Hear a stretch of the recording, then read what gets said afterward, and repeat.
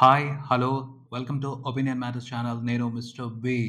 ఈ మధ్యన హైదరాబాద్లో ఓ సంఘటన జరిగింది. అందరినీ షాక్ గురి చేసింది. అది ఎలా జరిగింది, దాని గురించి అసలు బయటికి ఎలా తెలిసింది అంటే, హైదరాబాద్లో ఓ పోలీస్ స్టేషన్ కి ఓ వ్యక్తి వచ్చాడు. తన భార్య కనిపించడం లేదు అని కంప్లైంట్ పెట్టాడు. ప్రతిరోజు పేపర్లో చూస్తానే ఉంటాం మిస్సింగ్ కేసుల గురించి. ఎవరో ఒకళ్ళు కనిపించకుండా పోయారు అని న్యూస్ లో వింటానే ఉంటాం. మిస్సింగ్ కేసులు పెరిగిపోతున్నాయి. కనిపించకుండా పోయిన వాళ్ళని పోలీసులు పట్టుకోలేకపోతున్నారు. పోలీస్ వ్యవస్థ అసమర్థత ఇది అని న్యూస్ వాళ్ళు రొటీన్ గా ఈ న్యూస్ చెప్తూనే ఉంటారు. ఎందుకంటే పరిస్థితి అలానే ఉంది.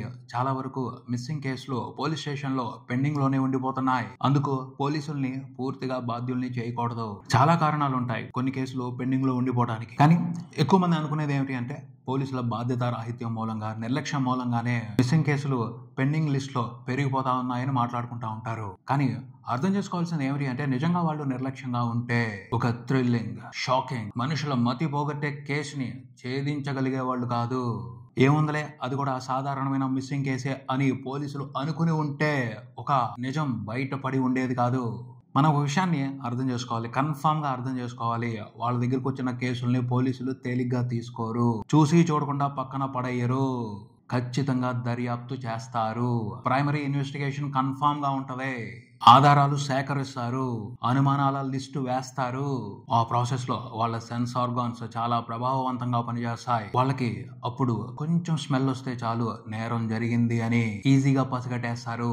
అలా పసిగట్టగలిగారు కాబట్టే మనిషి అన్న ప్రతి ఒక్కరిని షాక్ చేసే కుక్కర్ క్రిమినల్ ని పట్టుకోగలిగారు. సో తెలుసుకోవాల్సింది ఏమిటి అంటే, పోలీసులు వాళ్ళ డ్యూటీని సిన్సియర్ గా చేస్తారు. సరైన ఆధారాలు దొరకనప్పుడే కేసులు పెండింగ్ లో పడిపోతాయి. సో మన పోలీసుల ఎఫిషియన్సీని పొరపాటును కూడా తక్కువ అంచనా వేయకూడదు. కొన్ని సినిమాల్లో పోలీసుల్ని బఫూన్లా చూపిస్తారు, కానీ వాస్తవంలో పోలీసులు అలా ఉండరు. చూస్తుంటే ఆ కుక్కర్ క్రిమినల్ కూడా పోలీసుల్ని తక్కువ అంచనా వేసినట్టే ఉన్నాడు. భార్య మిస్ అయిందంటే పోలీసులు కేసు ఫైల్ చేసుకుని పెండింగ్ లో పడేసి నడిపిస్తా ఉంటారు. తప్పించుకోవచ్చు అని అనుకున్నాడు. అలాగే అనిపిస్తా ఉంది. నిజంగానే పోలీసులు ఏమరపాటుగా ఉంటే అతని పథకం పారేది. కానీ పోలీసులు తక్కువ వాళ్ళు కాదు. ఎన్ని చూసుంటారు, ఎంత మందిని చూసుంటారు. చిన్న క్లూ వాసన పసిగట్టేస్తారు. ఎక్కడ దాక్కున్న నేరాన్ని తవ్వి బయటికి లాగేస్తారు. పోలీసులకుండే ఒక గొప్ప లక్షణం ఏమిటి అంటే, ప్రతి ఒక్కరిని అనుమానిస్తారు. బుద్ధిగా స్టేషన్ కు వచ్చి కంప్లైంట్ ఇచ్చాడు కదా అని, వీడు ఉత్తముడు, చాలా మంచివాడై ఉంటాడు, బుద్ధిమంతుడు అని ఆలోచించరు. వీడు కూడా నేరస్తుడు ఎందుకు కాకూడదు అని ఆలోచిస్తారు, అని అనుమానపడతారు. ఎమోషన్ కి, సెంటిమెంట్ కి ప్రాధాన్యత ఇవ్వకుండా లాజిక్ కి, నిజానికి అవకాశం ఇస్తారు. కాబట్టే కొన్నిసార్లు విచిత్రంగా అనూహ్యమైన షాకులు ఇచ్చే కేసుల్ని బయట పెట్టగలుగుతారు. ఈ కేసుకు సంబంధించి కూడా కంప్లైంట్ ఇచ్చిన భర్తే ఎందుకు నేరస్తుడు కాకూడదు అని ఆ కోణంలో కూడా ఇన్వెస్టిగేషన్ చేయడం మొదలు పెట్టారు. ప్రైమరీ ఇన్వెస్టిగేషన్ లో భాగంగా అతని చుట్టుపక్కల ఉన్న వాళ్ళని విచారిస్తే భార్యాభర్తల మధ్య తరచూ గొడవలు జరుగుతూ ఉంటాయని చెప్పారు. చాలు ఆ క్లూ చాలు పోలీసులకి. విచారణ అక్కడి నుంచి కొత్త మలుపు తిరిగింది. పోలీస్ స్టేషన్ లో భర్తని కూర్చోబెట్టి ఇంట్రాగేట్ చేశారు. ఆ ఇంట్రాగేషన్ లో పోలీసుల అనుమానం బలపడుతూ వెళ్ళింది. అనుమానం పెరిగే కొద్దీ వాళ్ళు ఇన్వెస్టిగేట్ చేసే విధానము మారుద్ది. పోలీసుల దర్యాప్తు ఎలా సాగుద్దో ప్రత్యేకంగా చెప్పాల్సిన అవసరం లేదు. కడుపులో ఉన్న నిజం మొత్తాన్ని కక్కేస్తారు కదా. అందుకోసం వాళ్ళ దగ్గర కొన్ని ప్రత్యేకమైన పద్ధతులు ఉంటాయి. ముఖ్యంగా థర్డ్ డిగ్రీ అనే ఓ గొప్ప పద్ధతి ఉంటుంది. అది ప్రయోగిస్తే ఎలాంటి నిజమైన ఏ మూల దాక్కున్నా పరిగెట్టుకుని బయటికి రావాల్సిందే. అలానే ఈ కుక్కర్ క్రిమినల్ నేరాన్ని కూడా పోలీసులు అలాగే బయటికి లాగారు. ఆ నిజం పబ్లిక్ లోకి స్ప్రెడ్ అయిన తర్వాత జనం బెత్తరపోయారు. ఇలా కూడా మనుషులు ఉంటారా, ఇలా కూడా నేరాలు చేస్తారా అని. నిజమైతే బయటకు వచ్చింది, కానీ ఆ నేరాన్ని నిరూపించి నేరస్తుడికి శిక్ష పడేట్టు చేయటం అనేది ఇప్పుడు పోలీసులకి చాలా పెద్ద సవాల్ అయ్యింది. ఎందుకంటే ఈ కుక్కర్ క్రిమినల్ తన క్రిమినల్ తెలివితేటల్ని చాలా భయంకరంగా ఉపయోగించాడు. ఎంత పెద్ద క్రిమినల్ అయినా నేరం చేసిన తర్వాత, ఒక మనిషిని చంపిన తర్వాత భయపడతాడు. ఆ భయంలో చాలా తప్పులు చేస్తాడు. ఒక సరైన తప్పు చాలు పోలీసులు అతన్ని పట్టుకుని లోపలేయటానికి.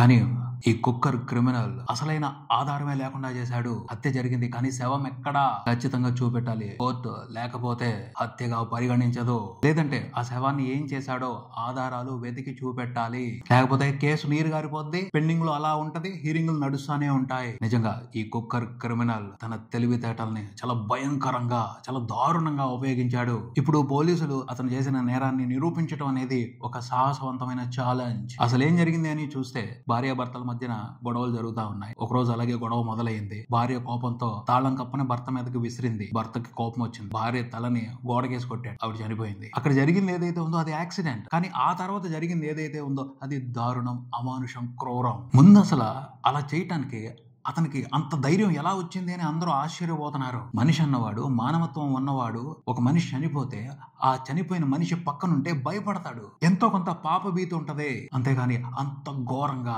అంత దారుణంగా అయితే ప్రవర్తించారు. కానీ ఈ కుక్కర్ క్రిమినల్ స్థిమితంగా ఉండి చాలా ధైర్యంగా ఒక పథకం వేసుకుని దాన్ని చేసుకుంటా వెళ్ళిపోయాడు. శవాన్ని ముక్కలు చేసి కుక్కర్లో ఉడికించాడు. ఇది అసలు ఎప్పుడు వినని దారుణం. అలా ఉడికించడం అనే ప్రాసెస్ ఒక్క రోజు కాదు, సంక్రాంతి పండుగ 3 రోజుల పాటు నడిపించాడు అని తెలుస్తుంది. బయట పబ్లిక్ అంతా సంక్రాంతి పండుగ చేసుకుంటుంది. ఇంట్లో ఇతనేమో ఈ ఘోరం చేసుకుంటా వెళ్ళాడు. ఉడకబెట్టడం తర్వాత ఇంకా చాలా ఘోరాలు చేశాడు. ఆధారాలు రకరకాలుగా మారిపోయే విధంగా రకరకాల ప్రయత్నాలు చేశాడు అని తెలుస్తుంది. అలా చేసి తీసుకువెళ్లి ఆ మొత్తాన్ని చెరువులో కలిపేశాడు. మనిషి బాడీ అన్న తర్వాత ఎముకలు ఉంటాయి కదా, ఆ ఎముకల్ని పొడి చేసి డ్రైనేజ్ లో కలిపేశాడు అని తెలుస్తుంది. అంతా అయిపోయిన తర్వాత ఇల్లు మొత్తం సాఫ్ చేసి అప్పుడు తీరిగ్గా వెళ్లి పోలీస్ స్టేషన్ లో కేసు పెట్టాడు, భార్య కనిపించడం లేదు అని. ఇది బయటికి వినిపిస్తున్న కథనం. పోలీసులు ఈ విషయాన్ని కన్ఫర్మ్ చేయాల్సి ఉంది. ఎందుకంటే విచారణ కొనసాగుతుంది, ఆధారాలు దొరకాలి. ఆ తర్వాతే వాళ్ళు బలంగా కేసు ఫైల్ చేసి దాని గురించి పబ్లిక్ కి చెప్పే అవకాశం ఉంటది. అందుకని ఈ కేసుకు సంబంధించి పోలీసులు హైరాణ పడిపోతున్నారు. చనిపోయిన మనిషి బాడీ తాలూకు శాంపుల్స్ ఎక్కడో చోట పోలీసులకి దొరకాలి. చిన్న ఆధారం అయినా దొరకాలి.